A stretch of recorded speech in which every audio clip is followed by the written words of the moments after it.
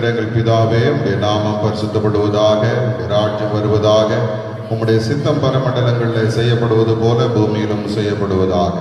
அன்றுள்ள ஆகாரத்தை எங்களுக்கு தாரும். எங்களுக்கு விரோதமாய் குற்றம் செய்கிறவர்களுக்கு நாங்கள் மன்னிக்கிறது போல எங்கள் குற்றங்களை எங்களுக்கு மன்னியும். எங்களை சோதனைக்குள் பிரவேசிக்க பண்ணாமல் தீமையை ரட்சித்துக் கொள்ளும். ராஜ்யமும் வல்லமையும் மகிமையும் என்றென்றைக்கும் முடிவுகளே. ஆமென். இந்த அருமையான இந்த நேரத்திலும் உங்கள் யாவரையும் திரும்பவும் ஆண்டவராகிய இயேசு கிறிஸ்துவின் நாமத்தினாலே வாழ்த்துகிறேன். இந்த நாட்களிலே கர்த்தர் கிருபையாக நமக்கு இறங்கி சமாதானத்தோடும் விடுதலையோடும் இன்னும் ஆண்டவரை நாம் நெருங்கி சேரவும், கர்த்தருடைய வார்த்தையில நாம் தியானிக்கவும் ஆண்டவர் நமக்கு தந்திருக்கிற இந்த நல்ல தருணத்திற்காக கர்த்தரை நன்றியோடு கூட ஸ்தோத்தரிப்போம். ஆண்டவர் தொடர்ந்து நம்மோடு கூட இடைபடுவாரார்.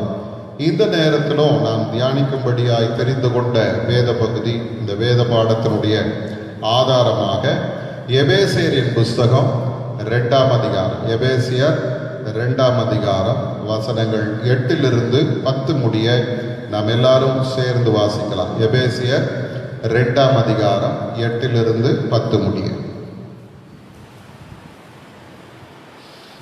கிருபையினாலே விசுவாசத்தை கொண்டு ரட்சிக்கப்பட்டீர்கள். இது உங்களால் உண்டானது அல்ல, இது தேவனுடைய ஈவு. ஒருவரும் பெருமை பாராட்டாதபடிக்கு இது கிரியைகளினாலே உண்டானது அல்ல. ஏனெனில் நற்கிரியைகளை செய்கிறதற்கு நாம் கிறிஸ்து இயேசுவுக்குள் சிருஷ்டிக்கப்பட்டு தேவனுடைய செய்கையாயிருக்கிறோம். அவைகளில் நாம் நடக்கும்படி அவர் முன்னதாக இவைகளை ஆயத்தம் பண்ணியிருக்கிறார். ஆண்டவர் இந்த வசனங்களை நமக்கு ஆசீர்வதித்து தருவாரா. அருமையானவர்களே, இந்த எபேசியரின் புஸ்தகத்திலே அப்போஸ்தலனாகிய பவுல் கிறிஸ்தவ வாழ்க்கையில நாம் காணுகிற மேன்மையான அனுபவங்களை குறித்து அவர் பேசிக் கொண்டிருக்கிறார். 1ஆம் அதிகாரத்திலே நாம் பார்த்தோம், ஆண்டவர் நம்மை ஆசீர்வதிக்கிறவராக. அடுத்த பகுதியில் அவர் சொல்லுகிறார், கிறிஸ்துவுக்குள் நாம் பெறுகிற ஆசீர்வாதம். 3ஆவதாக பரிசுத்த ஆவியானவருக்குள் நாம் பெறுகிற ஆசீர்வாதம் என்று நாம் இந்த 1ஆம் அதிகாரத்திலே பார்த்தோம்.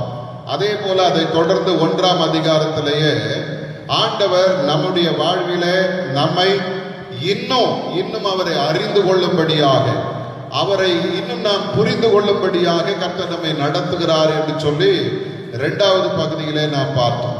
இந்த 2ஆம் அதிகாரத்திலே வரும் பொழுது நாம் முதலிலிருந்து பார்த்த காரியம், முதல் 3 வசனங்களிலே நாம் மரித்து கிடந்தவர்களாய் இருந்தோம். 2வது உலக வழக்கத்தின்படி நடக்கிறவர்களாய் இருந்தோம். 3வது கோபாக்கினின் பிள்ளைகளாய் இருந்தோம். இப்படிப்பட்ட சூழ்நிலையில ஆண்டவருடைய அந்த இரக்கத்தின் ஐஸ்வர்யத்தின்படி அவர் நம்மேல அன்பு கூர்ந்ததினால அவர் நம்மை மரித்து கிடந்த நம்மை அவர் இயேசுவோடு கூட உயிர்ப்பித்தார், உன்னதங்களிலே நம்மை கொண்டு வந்து நிறுத்தினார் என்று சொல்லி நேற்று தினத்திலே நாம் சிந்தித்தோம்.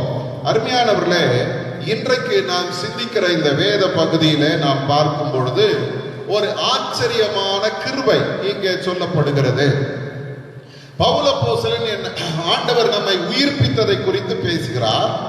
அதன் பிறகு ஆண்டவர் நம்மை அவரோடு இயேசுவோடு எழுப்பி அவரோடு கூட உன்னதங்களிலே அவருடைய சிங்காசனத்திலே அவரோடு உட்கார செய்தார் என்று சொல்லுகிறார். இப்போ இந்த மேன்மையை பெற்ற உடனே பல நேரங்களில் மனிதர்களாக நம்முடைய எண்ணங்கள் எப்படி மாறிடும் தெரியுமா? நான் பெரிய இடத்துக்கு வந்துட்டேன், நான் உயர்த்தப்பட்டு இருக்கிறேன், நான் அப்படி செஞ்சேன் இப்படி செஞ்சேன், நிறைய நம்மை குறித்து பேச ஆரம்பித்து விடுவோம். இல்ல, என்னுடைய மேன்மை, என்னுடைய பெருமை, என்னுடைய தகுதி, ஆவிக்குரிய நிலையில நான் பெற்ற மேன்மை என்று நாம் பேச ஆரம்பித்து விடுவோம்.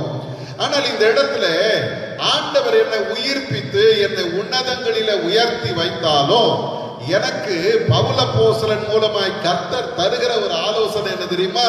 நீ பெருமை பாராட்ட இங்கே ஒன்றுமே இல்லை என்று ஆண்டவர் சொல்லுகிறார். ஏன் என்று நாம் பார்ப்போமானால் அந்த 8வது வசனத்துடைய முதல் வார்த்தை சொல்லுகிறது, கிருபையினாலே ரட்சிக்கப்பட்டீர்கள். நேற்று தினத்திலே நான் சொன்னேன், கிருபை என்பது தகுதியை பார்த்து வருவது அல்ல. அப்போ ஆண்டவர் என்னை ரட்சித்திருக்கிறார், ஆண்டவர் என்னை உயிர்ப்பித்திருக்கிறார். ஆண்டவர் என்னை உன்னதங்களிலே உட்கார வைத்திருக்கிறார். நம்ம முதல்ல பார்த்தது போல முதல் 2 பகுதியில நாம் பார்த்தோமே, அக்கிரமங்களிலும் பாவத்திலும் மரித்து கிடந்தவர்கள், உலக வழக்கத்தின்படி நடந்து பிசாசினுடைய ஆவியினாலே நடத்தப்பட்டவர்கள், 3வது கோபாக்கினையின் பிள்ளைகளாய் இருந்து சாபமான வாழ்க்கை வாழ்ந்து கொண்டிருந்த நம்மை ஆண்டவர் உயிர்ப்பித்து உன்னதத்திலே உட்கார வைத்து விட்டு, இப்ப ஆண்டவருடைய வேதம் சொல்லுகிறது, நான் உன்னதங்களிலே இருக்க ஒரு காரணம் இருக்கிறது. இந்த அளவுக்கு மேன்மையை நான் அனுபவிக்க ஒரு காரணம் இருக்கிறது. அது என்ன தெரியுமா? என்னுடைய சுய முயற்சி அல்ல, கர்த்தருடைய கிருபை. அருமையானவர்களை, இந்த இடத்துல நாம் பார்க்கும்போது உலக வழக்கம், நாம கொஞ்சம் பிராக்டிக்கலா யோசிப்போமே. உலக வழக்கம் என்ன சொல்லும்? ஒரு மனுஷன் இன்டர்வியூக்கு போறான் அப்படின்னா அந்த உலக வழக்கத்தின்படி பார்ப்பீர்களானால் யார் தெரிந்தெடுக்கப்படுவார்கள் அப்படின்னா நல்ல திறமையானவர்கள் தெரிந்தெடுக்கப்படுவார்கள், நல்ல கடின உழைப்பாளிகள் தெரிந்தெடுக்கப்படுவார்கள். அப்புறம் பாருங்க, இன்டர்வியூக்கு போகும்போது கொஞ்சம் நல்ல ட்ரெஸ் எல்லாம் நல்லா பண்ணிட்டு போங்க அப்படின்னு சொல்லுவாங்க. ஏன்னா நம்முடைய தோற்றம், நல்ல தோற்றம் நமக்கு தகுதியை கொடுக்கிறது, நல்ல படிப்பு நமக்கு தகுதியை கொடுக்கிறது, நல்ல பேச்சு திறமை வேணும். இப்பெல்லாம் பாத்தீங்கன்னா கம்யூனிகேஷன் வாங்கல, நல்ல பேச்சு திறமை இருக்கணும், அவங்கள பார்த்து தேர்ந்தெடுக்க. அதாவது உலக வழக்கப்படி பார்த்தால் அவங்க எதை எதிர்பார்க்கிறாங்க தெரியுமா? நல்லா இருக்குது, நன்மையாய் சிறப்பான ஒரு மனிதன் வேண்டும். ஆனா கடவுளுடைய அவருடைய திட்டம் என்ன, அவருடைய வழக்கம் என்ன அப்படின்னு பாத்தீங்கன்னா, அவர்கிட்ட போகும்போது எனக்கு திறமை இல்லை, எனக்கு என்ன இல்லை, நான் ஒன்றும் பெரிய உழைப்பாளி கிடையாது, நல்ல தோற்றம் கிடையாது, அப்புறம் நல்ல படிப்பு இல்லை, எனக்கு அவ்வளோ பெரிய ஞானம் எல்லாம் இல்லை அப்படின்னு ஒன்றும் இல்லைன்னு ஒரு கூட்டம் இருக்குது பாருங்க. அந்த கூட்டத்தை தேர்ந்தெடுக்கிற ஒரு ஆண்டவர் தான் ஃபிட் ஃபார் நத்திங். ஆண்டவர் தேர்ந்தெடுக்கிறவங்க யார் தெரியுமா? யாரு? ஃபிட் ஃபார் நத்திங், ஒன்றுத்துக்கும் உதவாது. பவுலப்போஸ்தலன் சொல்லும் பொழுது பாத்தீங்கன்னா அதை தான் அவர் சொல்றாரு, கிருபையினாலே நீங்கள் ரட்சிக்கப்பட்டீர்கள். எனக்கு தகுதி இருந்ததுனால ஆண்டவர் என்னை தேர்ந்தெடுக்கல, என்னை தெரிந்தெடுத்து கொண்டு அதன் பிறகு தகுதிப்படுத்தி கொண்டிருக்கிறார். இன்னைக்கு நம்முடைய வாழ்க்கையில நம்மை தெரிந்தெடுத்த ஒரு ஆண்டவர் என்னை தெரிந்தெடுத்த பிறகு தகுதிப்படுத்துறாரு, அவருடைய கிருபை எனக்கு தர்றாரு, என்னை கொஞ்சம் கொஞ்சமா உயர்த்தி உன்னதங்களில உட்கார வைக்கிறார். எனக்கு தகுதின்னு ஒண்ணும் இல்லை, ஆனா அவருடைய கிருபை என்னை தகுதிப்படுத்துகிறது. 1 கொரிந்தியரின் புத்தகத்துல நாம் பார்க்கும்போது 1ஆம் அதிகாரத்துல 26வது வசனத்தை நீங்க பாத்தீங்கன்னா, அங்கே அப்போஸ்தலனாகிய பவுல் நம்முடைய தெரிந்தெடுப்பை குறித்து அருமையா அங்க பேசுறார். முதல்ல 26வது வசனத்துல சொல்றாரு, ஞானிகள் நீங்கள் அழைக்கப்பட்ட அழைப்பை பாருங்கள், மாம்சத்தின்படி ஞானிகள் அநேகர் இல்லை, வல்லவர்கள் அநேகர் இல்லை, பிரபுக்கள் அநேகர் இல்லை. அப்படின்னா என்ன அர்த்தம்? ஏதோ ஒருத்தர் 2 பேர் இருக்கிறாங்க, எல்லாரும் ஞானிகள் கிடையாது, எல்லாரும் வல்லவர்கள் கிடையாது, எல்லாரும் பிரபுக்கள் கிடையாது. ஆண்டவருடைய தெரிந்தெடுப்புல ஒருத்தர் 2 பேர் தான் ஞானிகள், ஒருத்தர் 2 பேர் தான் வல்லவர்கள், ஒருத்தர் 2 பேர் தான் பிரபுக்கள். மீதி எல்லாம் யாரு அப்படின்னு பாத்தீங்கன்னா 27வது வசனத்துல சொல்றாரு, பைத்தியங்களை கர்த்தர் தெரிந்தெடுத்தார், பலவீனமானவைகளை கர்த்தர் தெரிந்தெடுத்தார். அப்புறம் 28வது வசனத்துல சொல்றாரு, இழிவானவைகளை தெரிந்தெடுத்தார், அற்பமாய் எண்ணப்பட்டவைகளை தெரிந்தெடுத்தார், இல்லாதவைகளை தெரிந்தெடுத்தார். எவ்வளவு ஒரு ஆண்டவருடைய தெரிந்தெடுப்பு பாருங்க. இல்லாததும் இழிவானதும் அற்பமாய் எண்ணப்பட்டதும் பைத்தியங்களையும் பலவீனங்களையும் கர்த்தர் தெரிந்தெடுக்கிறார். அல்லேலூயா. இன்னைக்கு அருமையான தேவஜனமே, ஆண்டவர் தெரிந்தெடுத்த தெரிந்தெடுப்பு. இன்றைக்கு இந்த ஆண்டவருடைய தெரிந்தெடுப்பு எப்படிப்பட்டது அதை நாம் உணர்ந்து கொண்டோமானால் நம்ம பெருமை பாராட்ட ஒன்றுமே இல்லை. காரணம் என்ன?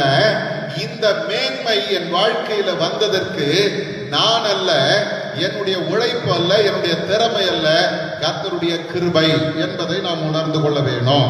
எபேசியரின் புத்தகம் 2ஆம் அதிகாரத்திலே இந்த கிருபையை சொல்லிவிட்டு அடுத்தது சொல்றாரு, அந்த கிருபையை பெற்றவர்களுக்கு ஒரே ஒரு தகுதி தான் வேதம் சொல்லுகிறது. என்ன தகுதி தெரியுமா?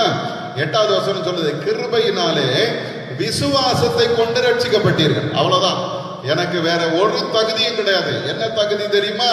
ஒரே தகுதி, இயேசுவை நான் விசுவாசிக்கிறேன், எனக்காக மரித்தவரை நான் விசுவாசிக்கிறேன், எனக்காக உயிரோடு எழுந்தவரை நான் விசுவாசிக்கிறேன், என்னோடு கூட வாசம் பண்ணுகிற இந்த உன்னதமான ஆண்டவரை நான் நம்புகிறேன். அவ்வளவுதான், வேற ஒன்னும் தகுதி கிடையாது.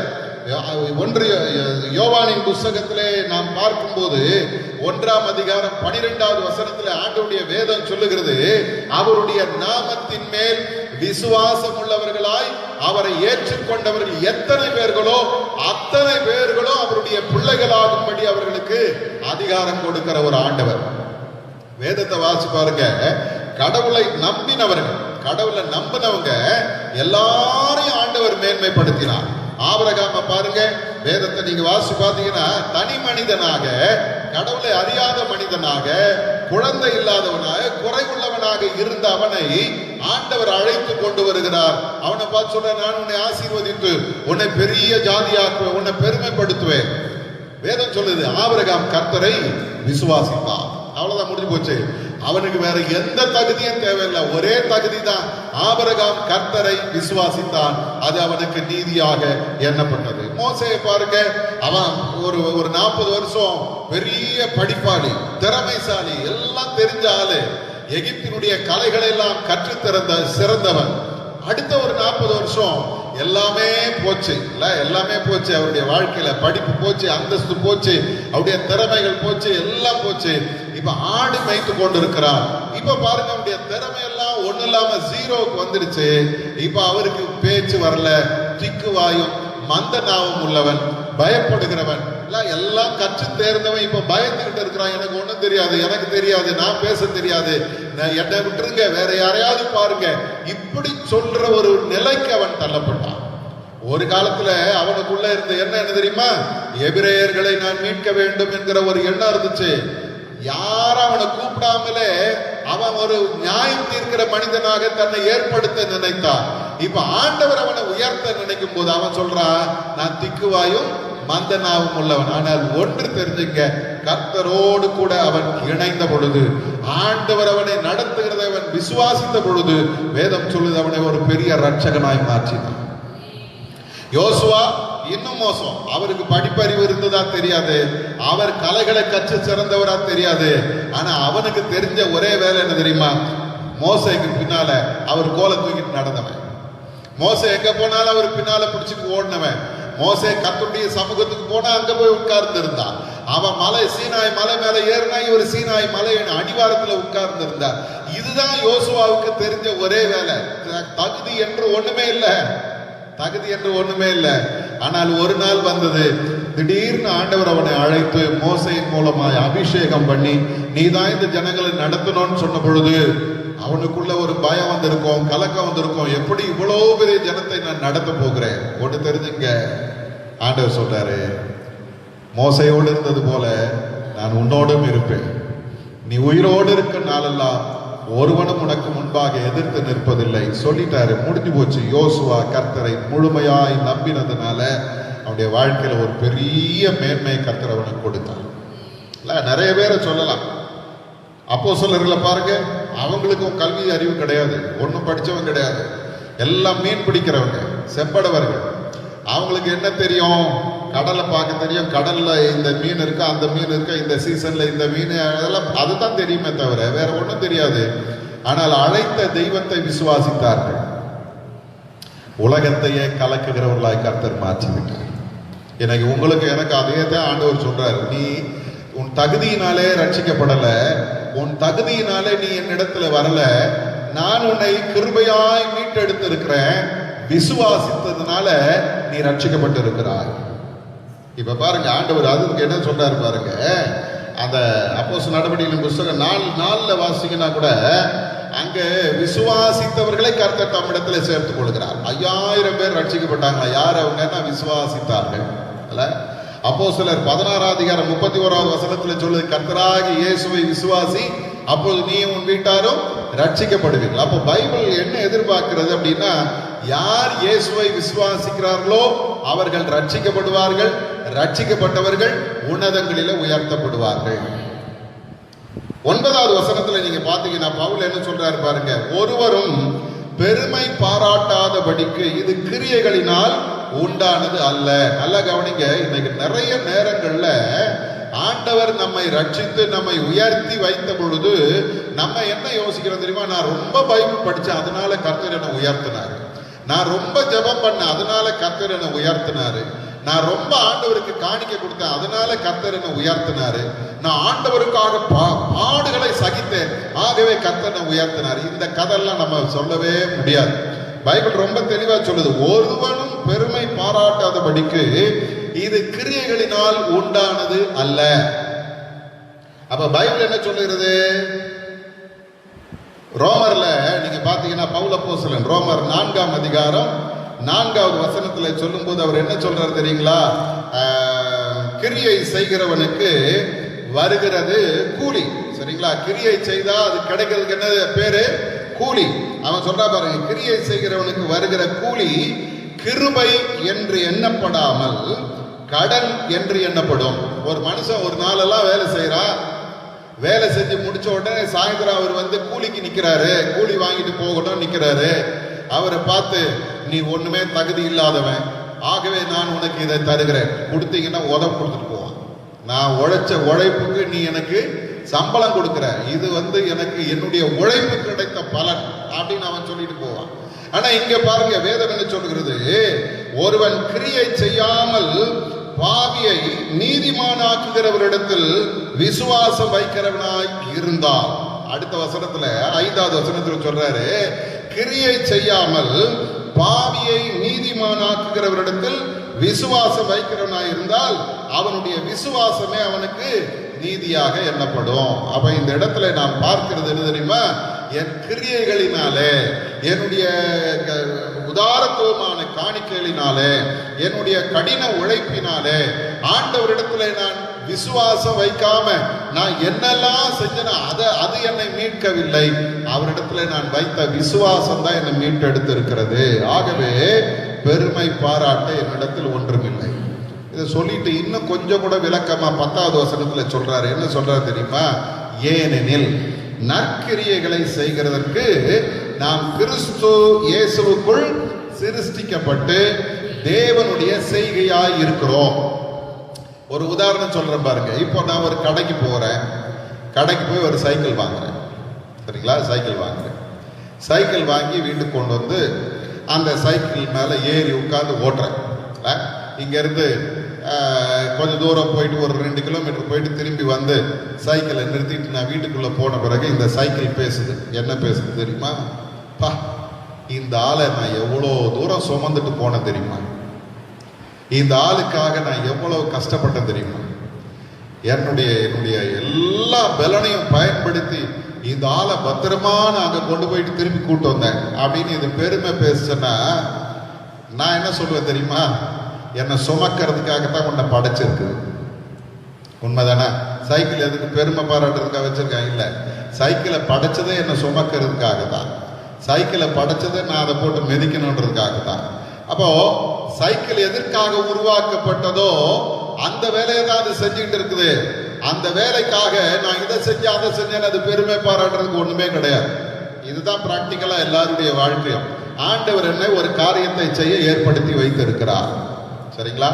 நான் ஊழியக்காரன் அப்படின்னா ஊழியம் செய்யறதுக்காக கர்த்தர் என்னை ஏற்படுத்தி வைத்திருக்கிறார்.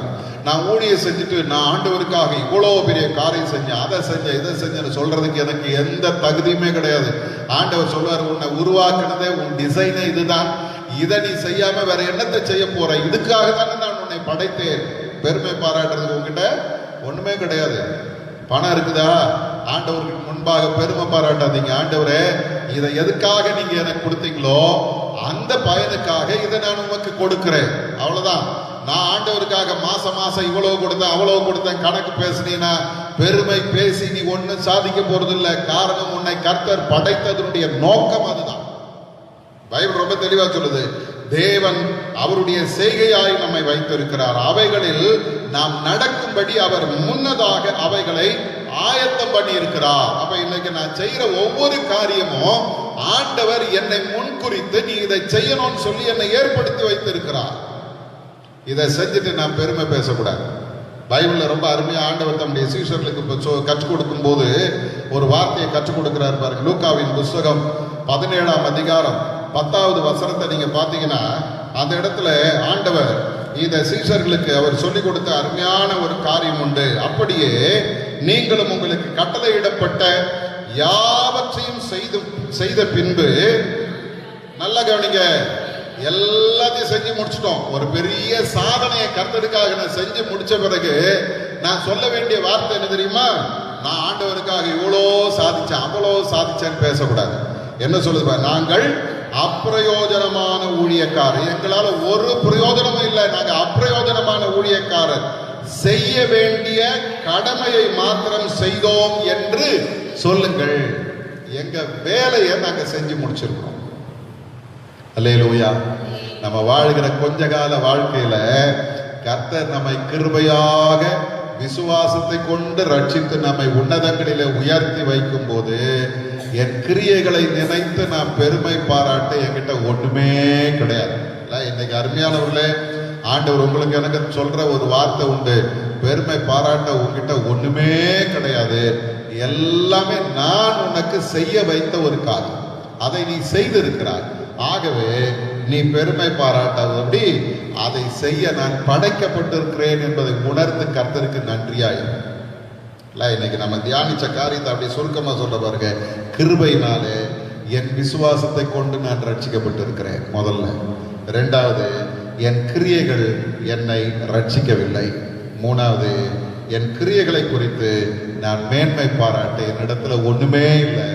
கர்த்தர் என்னை உருவாக்கி அவருடைய சித்தத்தை செய்ய வைத்திருக்கிறார். அதை தான் நான் செஞ்சுட்டு இருக்கிறேன். எல்லா மேன்மையும் புகழும் கடவுளுக்கு மாத்திரமே. நம்ம ஆண்டவருக்கு அர்ப்பணிப்போமா? ஒருவேளை இதுவரைக்கும் நம்முடைய வாழ்க்கையில எதை குறித்தாகிலும் நாம் பெருமைப்பட்டு இருப்போமானால் எனக்கு ஆண்டவருடைய சமூகத்தில் ஒப்பு கொடுத்துருங்க. ஆண்டவரே, என்னால ஒண்ணுமே இல்லப்பா, தகுதியற்ற என்னை நீர் தெரிந்தெடுத்தீர், ரட்சித்தீர், என்னுடைய விசுவாசத்தை கொண்டு நீர் என்னை மீட்டெடுத்தீர். ஆண்டவரே, என்னை உன்னதங்களிலே உயர்த்தி வைத்திருக்கிறீர். என்னை பெருமை பாராட்ட ஒன்றுமில்லை என்பதை எனக்கு நீங்க ஞாபகப்படுத்தி இருக்கிறீங்கப்பா. என்கிட்ட எந்த மேன்மை இல்லப்பா, என்னிடத்துல எந்த புகழப்பட வேண்டிய காரியங்களை என்கிட்ட இல்லை. ஆண்டவரே, நான் நீர் என்னை என்ன செய்ய வைத்திருக்கிறீரோ அதை செய்து கொண்டிருக்கிறேன். ஆகவே எல்லாவற்றிலும் உண்மை மாத்திரம் நான் மகிமைப்படுத்த எனக்கு உதவி செய்யுங்க. எல்லாரும் நம்மை ஒப்பு கொடுப்போமா? நாம் உயர்த்தப்பட்டிருக்கிறோம், ஆச்சரியமான உயரத்துல நாம் இருக்கிறோம். ஆனா அதுக்கு பக்கத்துல இன்னொரு காரியத்தையும் ஆண்டவருடைய வேதம் சொல்கிறது. ஆச்சரியமான கிருபையை நீங்கள் நான் பெற்றிருக்கிறோம். அந்த கிருபை தகுதியே இல்லாத என்னை தகுதிப்படுத்தி இருக்கிறது. அந்த கிருபை ஒன்றுக்கும் உதவாத என்னை இதையெல்லாம் நீ செய்ய வேண்டும் என்று சொல்லி என்னை ஏற்படுத்தி வைத்திருக்கிறது. அவர் விருப்பத்தை ஒவ்வொரு நாளும் நிறைவேற்றி கொண்டிருக்கிறேன். அவர் என்னிலே மகிமைப்படுகிறார். ஒப்பு கொடுப்போமா? இன்னைக்கு நம்ம கொஞ்சம் நம்மை ஆண்டவருடைய சமூகத்தில் அர்ப்பணிப்பாப்பா. எந்த சூழ்நிலையிலும் பெருமை எனக்குள்ள வந்துடக்கூடாதுப்பா. பெருமைப்பட இடத்துல ஒண்ணுமே இல்லைப்பா. நான் எதுவுமே உமக்காக செய்யல ஆண்டவரே. எல்லாம் நீர் எனக்கு செய்ய வைத்ததை நான் செய்திருக்கிறேன். என்னுடைய யோசனை ஒன்றும் இல்லை, என்னுடைய பலன் ஒன்றும் இல்லை, என்னுடைய திறமைகள் ஒன்றும் இல்லை. எல்லாவற்றுக்கும் நீர்தான் காரணம். எனக்கு நீர் தந்த திறமைகளை கொண்டுதான் இதை செஞ்சிருக்கிறேன். எனக்கு நீர் தந்த கிருபைகளை வைத்து தான் நான் இதை செய்திருக்கிறேன்.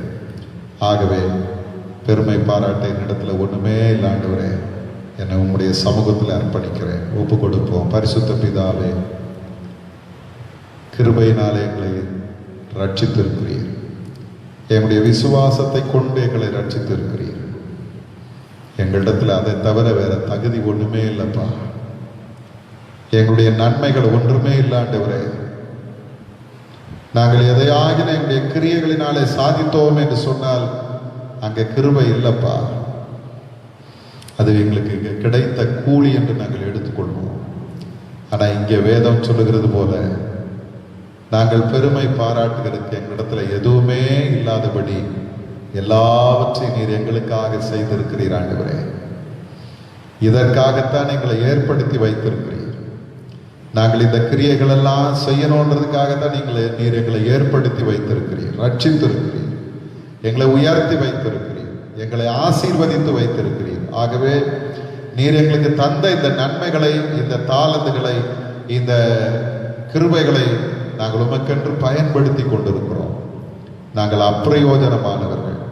நீர் எங்களுக்கு செய்ய சொன்னதை நாங்கள் செய்திருக்கிறோம். இந்த நேரத்தில் எங்களுடைய வாழ்க்கையில நீர் தந்த எல்லா நன்மைகளுக்காக, மேன்மைகளுக்காக நாங்கள் உம்மை துதிக்கிறோம்ப்பா. தகுதி இல்லாத எங்களுடைய வாழ்க்கையில நீர் பாராட்டின கிருபையை நினைத்து நாங்கள் உம்மை துதிக்கிறோம். தொடர்ந்து உமக்கு பிரியமானவர்களாகவும் ஆண்டவர் எங்களை ஏற்படுத்தி வைத்திருக்கிற நோக்கத்தை நிறைவேற்றுகிறவர்களாகும். எவ்வளவு உயரத்தில் நாங்கள் போனாலும் பெருமை ஒரு நாள் நாங்கள் பற்றி கொள்ளாதவர்களாகும், தாழ்மை உள்ளவர்களாகும் வாழ எங்களுக்கு கிருபை செய்யும். எங்களுடைய வாழ்க்கை உமக்கு நாங்கள் அர்ப்பணிக்கிறோம் சுவாமி. எங்களிலே நீர் மகிமைப்படுவீரார். இயேசுவின் மூலம் ஜெபிக்கிறோம் எங்கள் நல்ல பிதாவே, ஆமென். நம்முடைய ஆண்டவராகிய இயேசு கிறிஸ்துவின் கிருபையும், பிதாவாகிய தேவனுடைய அன்பும், பரிசுத்த ஆவியானவருடைய ஐக்கியமும், சிநேகமும், சமாதான வழிநடத்தலும், பாதுகாப்பு நம் அனைவரோடும் இன்றும் என்றும் சதா காலம் தங்கியிருப்பதாக. ஆமென். என் ஆத்துமாவே கர்த்தரை ஸ்தோத்திரி, முழு உள்ளமே பரிசுத்த நாமத்தை ஸ்தோத்திரி. என் ஆத்துமாவே கர்த்தரை ஸ்தோத்திரி, அவர் செய்த சகல உபகாரங்களையும் மறவாதே. ஆமென். அல்லேலூயா, அல்லேலூயா, அல்லேலூயா. ஆண்டவர் தாமே உங்களை ஆசீர்வதித்து வழி நடத்துவாராக. ஆமென்.